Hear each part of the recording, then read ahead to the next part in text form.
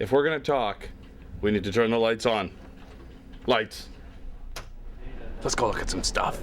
Holt, what you've got on the screen looks kind of different. It looks like kind of pretty colored rainbow thingies. What does that mean? Well, that's how I see the tiling for the textures. Right, so we'll make custom stuff that fits in between it, and then you can make tiles for the stuff that matters for play. The walls, the ramps, and the flat area, but then the stuff that goes in between it will be handcrafted. That's great.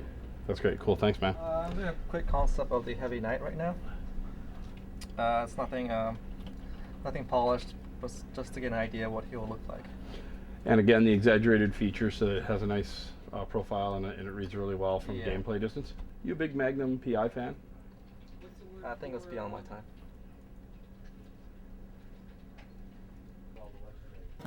Hey, we're here with Brian. Brian was just looking over. This is what Brian's working on. He's got text on his screen. Brian, what are you doing?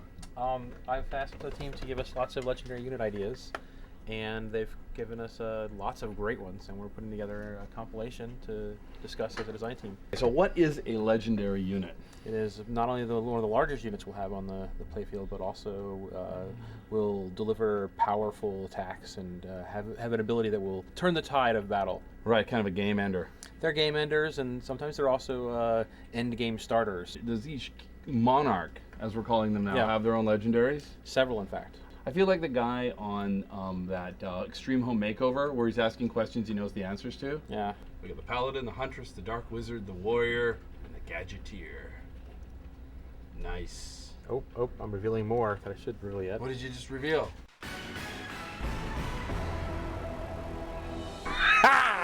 Welcome to another exciting episode of Cracked Out Mailbag.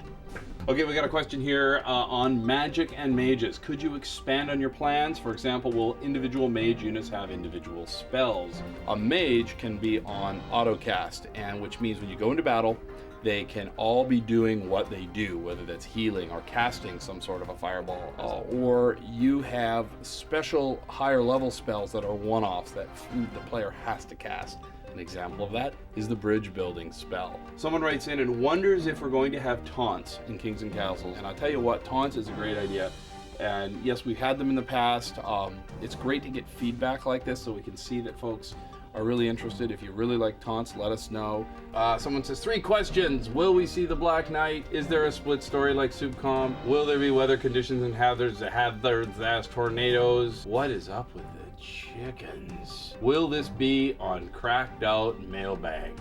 Well, David, I got some news for you. You are on Cracked Out Mailbag.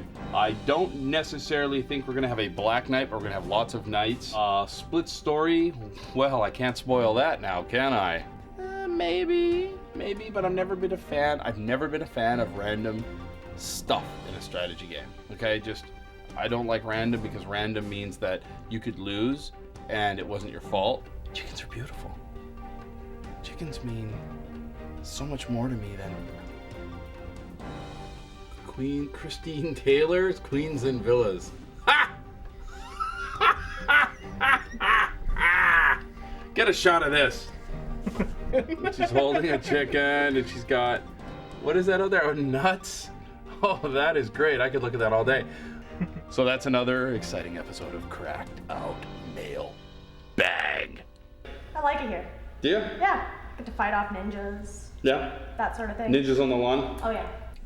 We're here on the video blog now. I know you recently entered the Witness Protection Program. Yes, I did. Yeah, and how does it feel? It's good. It's good. You've got all the units lined up here. This is because perhaps you're looking at size and scale relationships? Yep. Just checking out how all the different units read at different heights where you've got zoomed into a formation. Yes, I can tell what they are, but you also need to worry about it sort of back away at the army level. And that's what we're doing right here. Again, a lot of these are gray box units. I see we've got a catapult and a trebuchet. Let me get this straight. You came up with a concept for the dynamic zoom and you're pulled all the way out. And then Jeff, the guy who's shooting this very blog, is the one who mocked it up. Yes. So why don't we go over there and see what Jeff's... To do that. Jeff's Do a paradox thing where it could be filming himself while... Yeah, let's do it. I think it'll be great. In some sort of bizarre twist of editing trickery, let's go see what Jeff's got on his screen. Well, here I am at Jeff's desk. This is where Jeff sits. This is where he does all the video blog work and, of course, a lot of the movies and Supreme Commander 2. and he's going to show us his map thing. So I want to teleport him right into my spot. Oh, there you go. Nice. Hello, Okay, everyone. Jeff, show us what you got. Okay. Well, currently I did a render of a king for a cinematic That's pretty test. cool. Did some shader work on it. Nice. I'm sure you guys have all met my sister Jessica.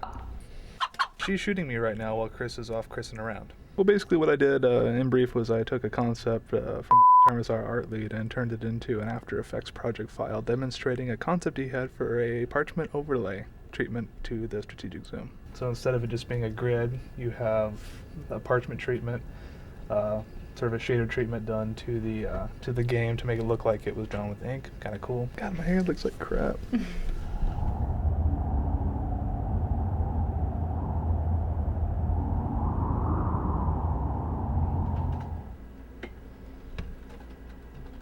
It's okay.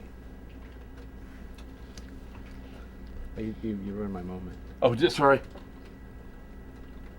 Hey, that's my lunch. Come on. Drink that's my name. Now. It's my lunch. And we're low on nuts.